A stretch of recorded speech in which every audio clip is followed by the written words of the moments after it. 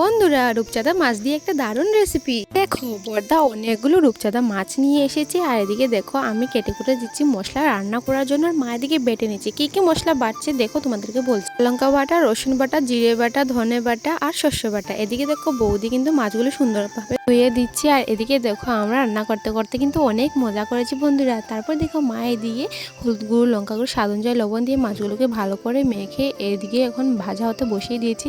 আর বন্ধুরা, কারা কারা রূপচাঁদা মাছ খেতে ভালোবাসে অবশ্যই কিন্তু কমেন্টে জানিও। তারপর দেখো বন্ধুরা, মা কিন্তু রূপচাঁদা মাছগুলোকে সুন্দরভাবে লাল করে উল্টে পাল্টে ভেজে নিয়েছি। এদিকে দেখো ভাজা হয়ে গিয়েছে। এখন হবে তরকারির জন্য প্রথমে কড়াইতে সর্ষের তেল দিয়ে পেঁয়াজ কুচি, রসুন কুচি আর দুটো কাঁচা লঙ্কা চিড়ে কিন্তু দিয়ে দিয়েছে। তারপর দিয়েছে স্বাদ অনুযায়ী লবণ দিয়ে যাওয়ার পর একটু নেড়ে চেড়ে তারপর দিয়েছে হলুদ গুঁড়ো, লঙ্কা গুঁড়ো দিয়ে ভালো করে নেড়ে চেড়ে এদিকে দেখো কম বেশ পেঁয়াজটা একটু মজে গিয়েছে।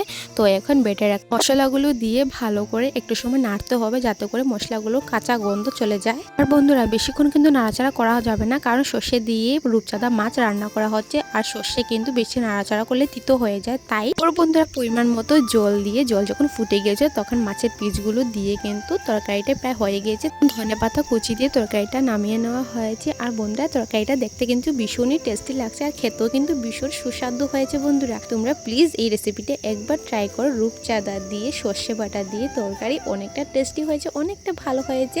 আজকের ভিডিওটা যদি তোমাদের ভালো লাগে থাকে অবশ্যই চ্যানেলটাকে সাবস্ক্রাইব করে বেল আইকন ক্লিক করে একটা লাইক করে আমার পাশে থেকো। Tata, by.